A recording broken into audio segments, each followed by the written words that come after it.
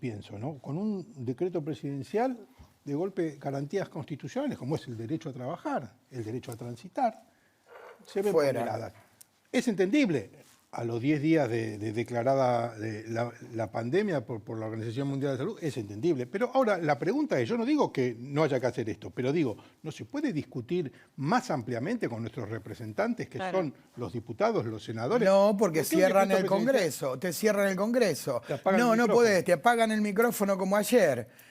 O sea, ese es el problema. Nosotros tenemos que estar constantemente devolviendo con una raqueta y viendo a la gente que está desvalida en su casa, no tiene la manera de poder trabajar, de ver de que cada una de las medidas que toman es política y va en contra directamente de la gente. Hay muchas cosas que molestan también. Por ejemplo, lo de Amadou Vudú ahora, por ejemplo... Pobre hombre. También. Necesita, se compró una motoneta. Pero digo, hay gente que está cerrando los comercios porque no le permiten trabajar, no porque no quieran trabajar. ¿Es el momento para esto? Porque también el grave peligro que corremos, me parece a mí, con todo respeto, es que no se aproveche la pandemia para cosas que en otras circunstancias no podrían ocurrir. Como por ejemplo, la liberación de presos. Por ejemplo, esta cuestión de el tema de la jubilación, que es medio escandaloso. Yo no conozco si le corresponde o si no le corresponde. Da la sensación que quien está procesado, condenado por un acto contra el Estado, además va a recibir el beneficio. Honorífica. Es raro. Porque es honorífico. Por lo menos es raro. Y parecería que como estamos todos en nuestra casa, como casi nadie puede salir a levantar un poco la voz, porque levantar la voz es ponerse en anticuarentena, pasan estas cosas. Y el Congreso y la oposición, ¿dónde está? Porque a mí me gustaría que la próxima vez que decidan, después del 17 de julio, prorrogarla de vuelta, porque la verdad que yo uso un poco de lógica y digo, vamos a estar en cuarentena hasta septiembre nosotros, cuando pase el invierno, me da esa sensación.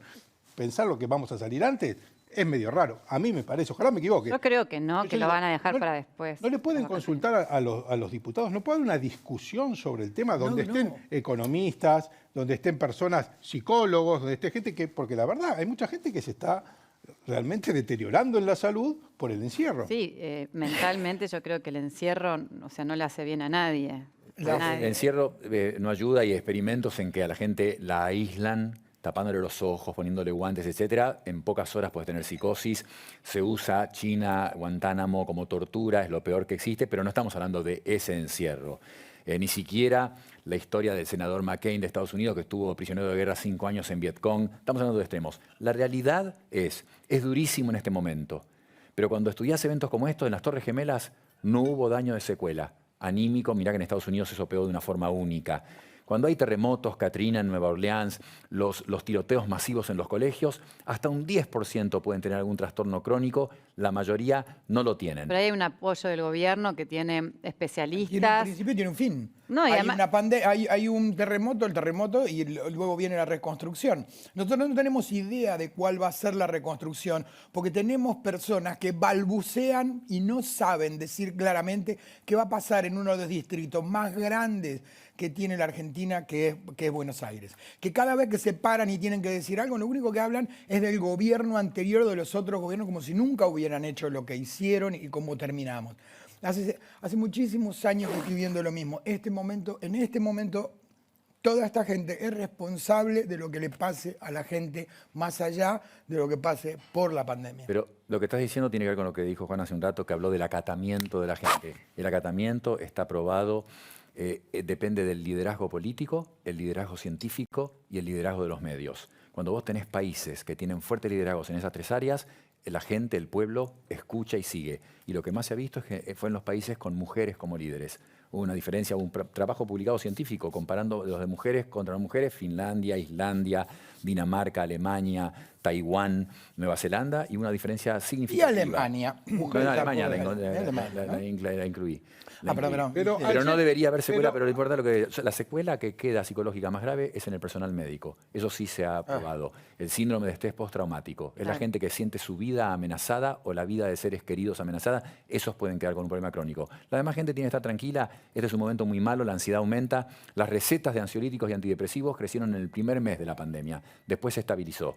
Entonces, no deberían quedar secuelas a largo plazo de la parte emocional. Pero hablamos de liderazgo. Ayer, ¿cuál es la imagen que cada uno de nosotros, por ahí subjetivamente, recibió de los 3 gobernantes que nos estaban dando el mensaje? Yo los vi con miedo. Pero A mí me aparte dio la de eso, sensación- ¿por qué lo hicieron grabado? Además lo graban y dicen ¿Por la verdad qué? que algunas cosas que podrían ¿Por qué haberlas lo graban? publicado. Porque nosotros sabemos lo que significa grabar.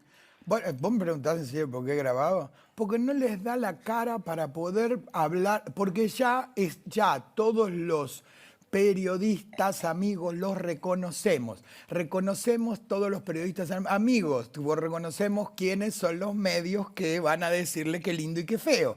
Entonces, como está claro y saben perfectamente que puede salir cualquiera a preguntarle algo que no es debido, automáticamente lo cortan. Esto que está pasando es muy parecido a lo que sucedió en el chavismo. Y hago una cosa que parecía que estuviera diciendo una locura. Usted sabe de economía y usted sabe perfectamente de la manera que usted destruye un país, de qué manera se destruyó una economía infernal como era la de Venezuela. Lo primero que hicieron, la energía, la salud, y empezar a sacarse de encima la gente. A mí me enoja mucho hablar de esto tan sutilmente, porque nosotros estamos hablando de una cosa que yo no puedo hablar. Porque no puedo hablar de lo médico, de la pandemia. Yo lo único que tengo que hacer es obedecer, como dice el doctor. Pero la verdad, hasta ahora yo vengo viendo que no solamente ellos, que son los funcionarios que yo les pago, que es la gente a la que yo tengo que vigilar, y ellos me tienen que dar lo mejor de ellos. Incluso no por mi intermedio, sino por intermedio de mis representantes, que son los diputados y los senadores. Los diputados y los senadores están callados. Los hacen votar de una manera payasesca, en donde los hacen callar, como pasó ayer con Fernando Iglesias.